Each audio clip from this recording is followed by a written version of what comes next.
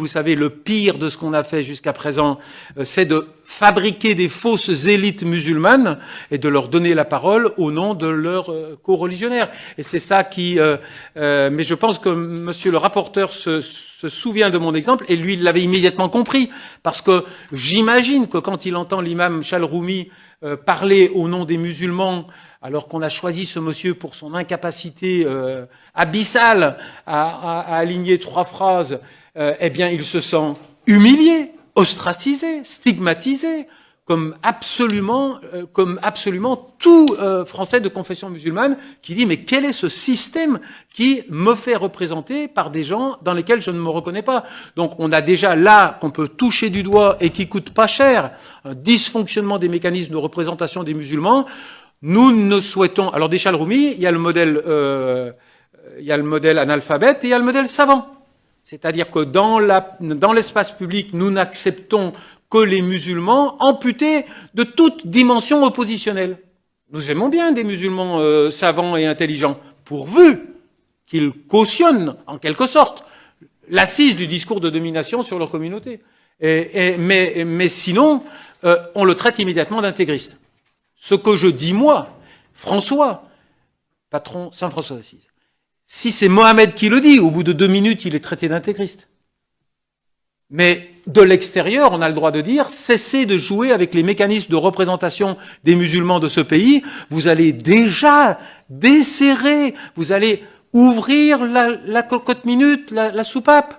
Laissons déjà des musulmans s'exprimer dans le débat public en ayant une posture oppositionnelle. Et vous pourrez retrouver des archives, parce que je n'aime pas qu'on dise « Ah, Burgal, il aime bien les musulmans, donc il dit des trucs gentils pour les musulmans. » Non, moi j'aime bien mon pays. Au nom de l'intérêt que je porte à mon pays, il y a déjà 20 ans, j'ai dit, s'il y avait plus de musulmans râleurs, protestataires, dans l'espace du débat public français, nous aurions fait moins de conneries dans cette région du monde. Nos politiques étrangères auraient été plus fonctionnelles. Si nous avions plus de voix musulmanes, entre guillemets, mais protestataires, pas émasculés, pas de la tribu des bénis oui-oui, analphabètes ou savants, hein, eh bien, nous aurions une meilleure... je prends des fois des exemples triviaux, j'ai dit, un arabe pour vendre des TGV, ça peut être bien. Eh bien, un arabe pour nous dire la perception qu'il a des dynamiques politiques dans le monde arabe, ça peut être bien aussi.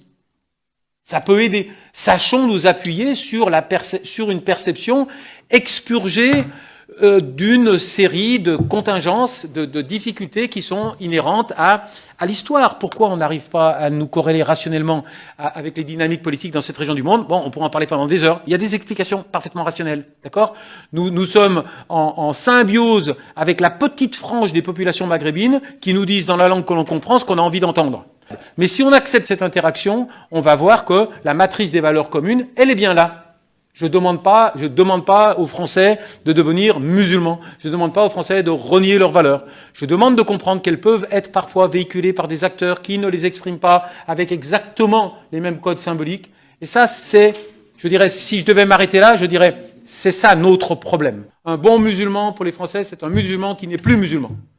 Et donc, je pense qu'au cœur de notre difficulté à interagir efficacement dans le monde arabe actuellement, c'est notre incapacité à créer une relation rationnelle avec cette génération politique qu'on balaye d'un revers de main en l'appelant islamiste, sans faire l'effort intellectuel de comprendre ce qu'il a produit. Et si on fait cet effort intellectuel, et on peut le faire si vous voulez que vos questions portent là-dessus, parce que je vais m'interrompre, on va voir que notre erreur, ça a été ça.